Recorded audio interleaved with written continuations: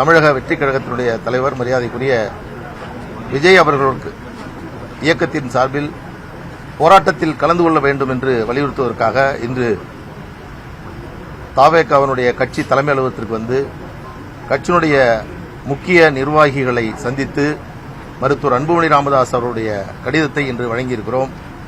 நிச்சயமாக போராட்டத்தில் எங்கள் கட்சியின் சார்பில் கலந்து கொள்வார்கள் என்று எங்களிடத்தில் தெரிவித்திருக்கிறார்கள். மிக மிக முக்கியமான ஒரு போராட்டம். தமிழ்நாட்டில் சமூக நீதி என்பது தந்தை பெரியார் மண்.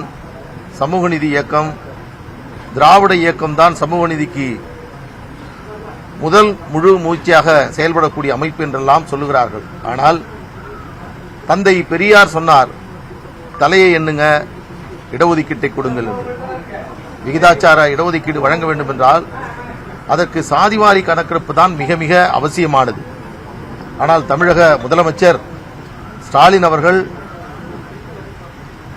சட்டமன்றத்தில் சொல்லுகிறார், எங்களால் சாதிவாரி கணக்கெடுப்பை நடத்த முடியாது, எங்களுக்கு அதிகாரம் இல்லை என்று சொல்லுகிறார். இது முழு பொய். இரண்டாவது, அப்படி ஒரு நிலைப்பாட்டை தமிழக முதலமைச்சர் எடுக்கக்கூடாது.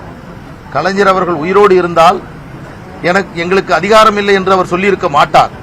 ஒரு தவறான ஆலோசனையின் அடிப்படையில், தவறான புரிதலின் அடிப்படையில் தமிழக முதலமைச்சர் நாங்கள் சாதிவாரி கணக்கெடுப்பு நடத்த மாட்டோம் என்று அறிவித்திருக்கிறார்.